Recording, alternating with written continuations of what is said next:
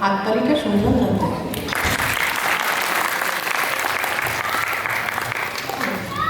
শুভ নববর্ষ সবাইকে। আজকের গান আর গল্পের আড্ডা আমরা বাংলা সিনেমার একটা কালজয়ী বাংলা গান দিয়ে শুরু করতে পারি। পুরনো দিনের গানের নস্টালজিয়া আর মন ছুঁয়ে যাওয়ার সুর এই নিয়েই আজকের আসা। আচ্ছা, এরকম বাংলা গানের কথা বললে কার মুখ তো সবার আগে মনে পড়ে? উত্তম কুমার। তাহলে আসরটাকে যদি আমরা তার গান দিয়ে শুরু করি তবে মন্দ হয় না, কি বলেছ কিদি? একদম। তাহলে এমন একটা গান বলাতে পারত না যেখানে সব বাঙালির চোখে ভেসে ওঠে উত্তম কুমার। এই ব্যাপারে বেশ কয়েকটা গান মনে করছে, কিন্তু এটা সকলেই কম বেশি খুবই প্রিয়। সেটা হচ্ছে দেয়ালিয়া ছবির গান। দ্বৈত কণ্ঠে গিয়েছিলেন শ্যামল, চিত্র, আর তার সঙ্গে জড়িয়েছিল সেই আমাদের পরিচিত ভুবন ভুলানো হাসি, যিনি ছিলেন শোনাচ্ছি।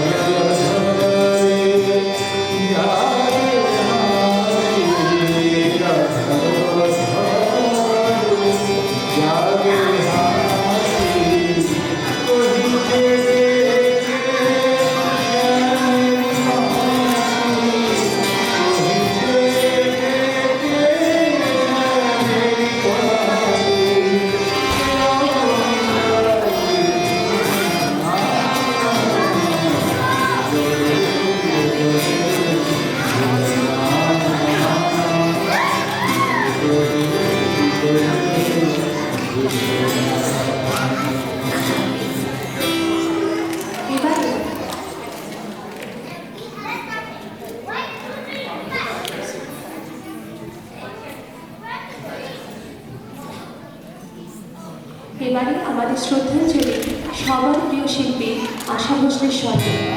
তার গান মানে ছিল বৈচিত্র্য, আবেগ আর এক অদ্ভুত প্রাণবন্ততা। যে কোনো ধারার সঙ্গে তার কণ্ঠের জাদুতে হয়ে উঠত মোহময়। এখন আমাদের নিবেদন বাংলা সিনেমার এক আইকনিক সাউন্ড ঝুঁকির কণ্ঠে।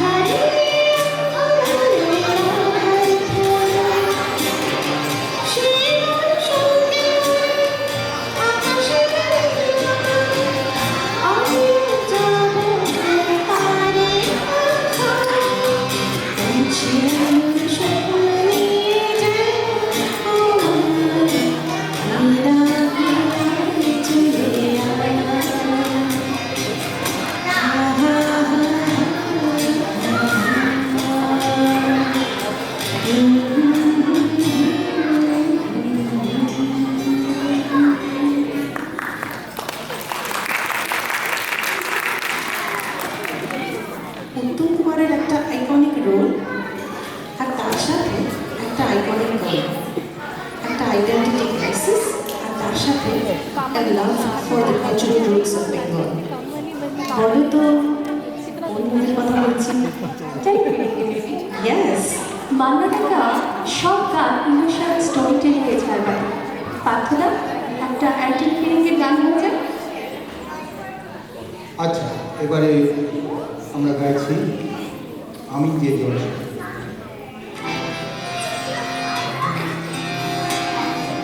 আমি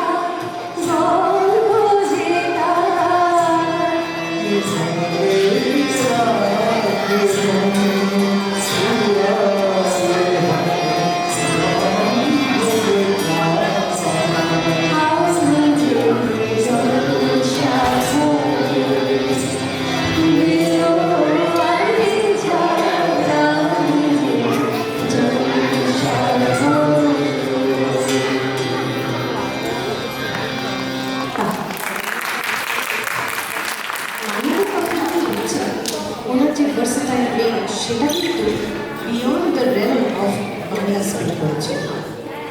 অন্যদিকে যদি বলিউড বা হিন্দি গানের কথা হয় সেখানে কিছু এভারগ্রিন গানের মধ্যে সবার প্রথম কোন গানের কথা মনে আসে? লাগা চুমড়ি মেলা। এটার একটা ঝলক হয়ে যায়। রাজ কাপুরের উপর পিকচারাইজ করা এই গান এক এমন সৃষ্টি একটু যাচ্ছে।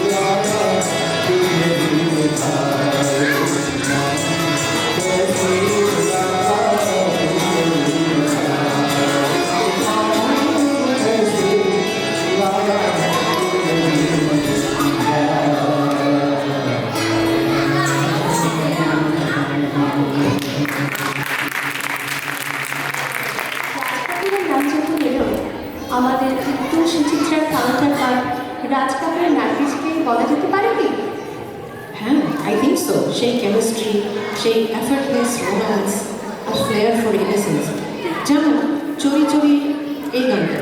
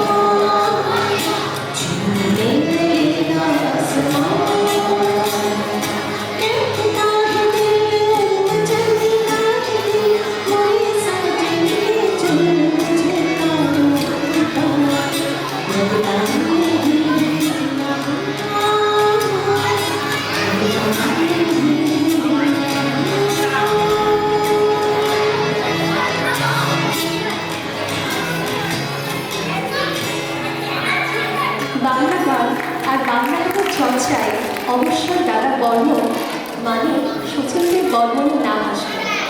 ইয়েস, সচিন্দ্র বর্মন ভাটিয়ালি সুরের ছোঁয়া দিয়ে